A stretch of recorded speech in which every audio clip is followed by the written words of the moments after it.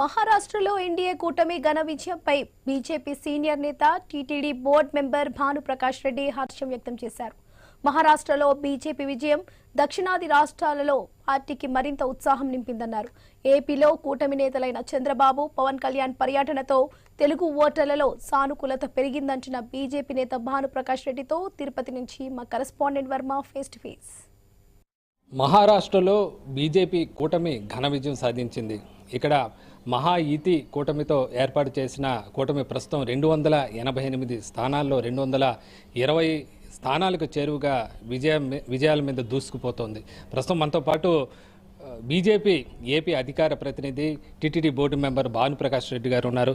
Sir, ఎలా చూడాలి BJP ఘన విజయం, బీజేపీ కూటమి ఘన విజయం దోహదపడిన అంశాలు ఏమనుకోవాలి? జై శివాజీ, జై మహారాష్ట్ర. ఈరోజు మహారాష్ట్ర రాష్ట్ర ప్రజలు ఒక సుస్థిర ప్రభుత్వంకి వారు తిరిగి మద్దతు ఇవ్వడం జరిగింది. గతంలో భారతీయ జనతా పార్టీ, ఏక్నాథ్ షిండే కలిసి మేము ఏర్పాటు చేసినటువంటి ప్రభుత్వం ప్రజాపాలన, ప్రజల మన్నన పొందిందని చెప్పి ఈరోజు తిరిగి రెండవ పర్యాయం మాకు భారీ మెజార్టీతో కాంగ్రెస్ పార్టీ కంగుదినే విధంగా ఈరోజు మహారాష్ట్ర ప్రజలు మా ఎన్డీఏ కూటమికి ఈరోజు ఓట్లేసి మమ్మల్ని గెలిపించడం జరిగింది. వారికి ప్రత్యేకంగా కృతజ్ఞత తెలియజేసుకుంటున్నాం. ఒక సుస్థిర ప్రభుత్వం, సమర్థ ప్రధాని కేంద్రంలో నరేంద్ర మోడీ గారి నాయకత్వాన్ని బలపరిచే దిశగా రాష్ట్రంలో, కేంద్రంలో డబుల్ ఇంజిన్ సర్కార్ రెండు ఒకే ప్రభుత్వం ఉంటే రాష్ట్రం అన్ని రంగాల అభివృద్ధి పదంలో ముందుకు పోతుందని చెప్పి ఒక మంచి ఉద్దేశంతో మహారాష్ట్ర ప్రజలు మాకు పట్టం కట్టడం జరిగింది. కానీ మీరు ఇంకా కొన్ని గంటల్లో రాహుల్ గాంధీ ఒక కొత్త కామెంట్ని మళ్ళీ తీసుకురాబోతారు. నాకు ఈవీఎంల మీద అనుమానం ఉందని చెప్పి. అయ్యా, నీకు ఎప్పుడు అనుమానాలే ఉంటాయి, ప్రజలు మాత్రం మాతో ఉన్నారు, అది దయచేసి గుర్తుపెట్టుకోవాలి. నాయకులు ఇప్పటికే ఆరోపణలు చేశారు, దాని ఆరోపణ ఆల్రెడీ ఎత్తుకున్నాను సార్. అదే వారికి ఎప్పుడు అనుమానాలు ఉంటాయి, కానీ ప్రజల ఆశీర్వాదం, ప్రజలు మనసు మా ఎన్డీఏ కూటమి మీద ఉంది. మీ అసత్య ప్రచారాలు, మీ అబద్ధ ప్రచారాలు ఎవరు నమ్మే ప్రసక్తే లేదు. రాబో రోజుల్లో ఖచ్చితంగా భారతదేశం మొత్తం మా ఎన్డీఏ కూటమి రావాలి, కావాలని చెప్పి దేశ ప్రజలు కోరుకుంటున్నారు. సార్, ఎలా ఇప్పుడు ఇంత స్థాయిలో 220 సీట్లు చేరువలో మళ్ళీ అధికారం రావడం అంటే ఇప్పుడు ప్రస్తుతం ఉన్న పరిస్థితుల్లో ఎలా చూడాలి? ఒక అజిత్ పవార్కి చీలిక ఏమైనా ఎన్సీపీకి సంబంధించి ఉపయోగపడింది అనుకుంటున్నారా?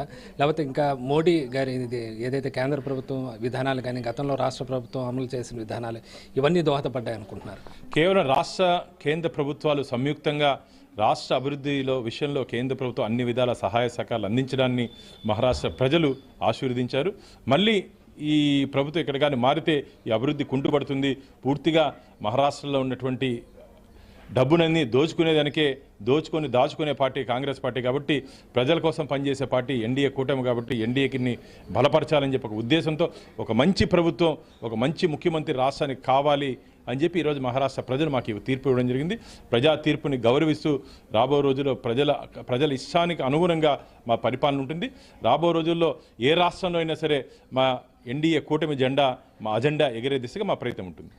అంటే ఇక్కడ నుంచి కూడా మనకు ఏపీ తెలుగు రాష్ట్రాల నుంచి కూడా సీనియర్ బీజేపీ నాయకులు కానీ, అలాగే మీ మిత్రపక్షాలు జనసేన అధ్యక్షుడు ఉప ముఖ్యమంత్రి పవన్ కళ్యాణ్ కూడా అక్కడికి వెళ్ళి ఆయన కూడా ప్రచారం చేశారు. చంద్రబాబు గారు ఆయన కూడా వెళ్ళారు. అయితే వాళ్ళ సోదరుడు సంబంధించి తిరిగి రావడం జరిగింది. అయితే ఇవన్నీ కూడా ఎలా ప్రభావితం, అక్కడ తెలుగు ఓటర్లు ఏ మేరకు ప్రభావితం చూపాయని అనుకోవచ్చు?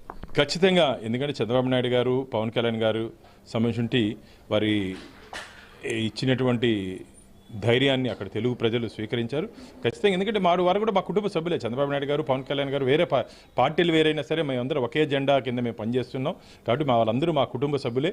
కాబట్టి వారి ప్రచారం మాకు బాగా కలిసి వచ్చింది. అక్కడ ఉన్నటువంటి తెలుగు ఓటర్లు కానీ మిగతా ఓటర్లు కూడా వారి పట్ల ఆకర్షితులయ్యారు. కాబట్టి ఈ గెలుపులో వారికి కూడా భాగస్వామ్యం ఉందని చెప్పి నేను భావిస్తున్నాను. ఈసారి మేనిఫెస్టో కూడా ఎన్డీఏ కూటమి కూడా మహిళలకు ఇస్తున్న ఏదైనా కొన్ని రకాల ఈ మేనిఫెస్టో ఎంతవరకు ఉపయోగపడిందని చెప్తున్నారు? మహిళలు కానీ ఇతర వర్గాలకు ఇచ్చిన హామీలు ఎంతవరకు నెరవేరే అవకాశం ఉంటుంది? ఉత్తుత్తి హామీలు ఇచ్చే ప్రభుత్వం మాది కాదు. ఎన్నికల సమయంలో గెలుపు కోసం హామీలు ఇచ్చి గెలిచిన తర్వాత ప్రజలను వదిలేసే పార్టీలు మాది కాదు.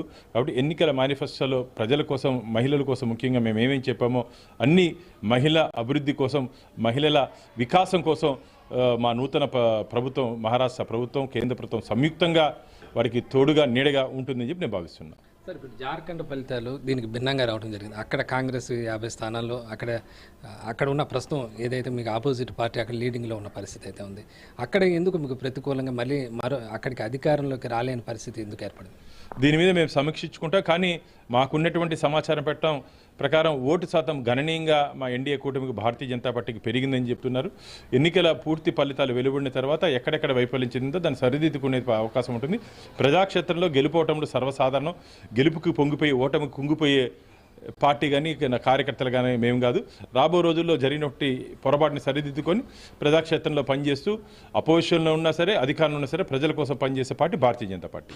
మహారాష్ట్రలో ఈ ఘన విజయం రేపు తెలంగాణలో కానీ మిగతా ఈ మనం చేసి ఇక్కడ దక్షిణాది రాష్ట్రాలకు సంబంధించి కూడా ఎంతవరకు పార్టీకి సంబంధించి అది ఒక బూస్ట్గా ఉంటుంది అనుకుంటున్నారు? ఖచ్చితంగా ఈ ఫలితాలు రాబో రోజుల్లో మిగతా రాష్ట్రాల్లో జరగబోయే ఎన్నికల్లో ఖచ్చితంగా ఇది మాకు అనుకూలంగా ఉంటుంది. కాబట్టి భారతీయ జనతా పార్టీ జెండాతో మిగతా ఎన్డీఏ కూటమి అజెండాతో మేము దేశవ్యాప్తంగా మేము ముందుకు పోతాం. ప్రజల ఆశీర్వాదం గట్టిగా బలంగా నరేంద్ర మోడీ గారి నాయకత్వం మీద ఎన్డీఏ కూటమి మీద భారతీయ జనతా పార్టీ మీద ఉంటుందని చెప్పి విశ్వాసం.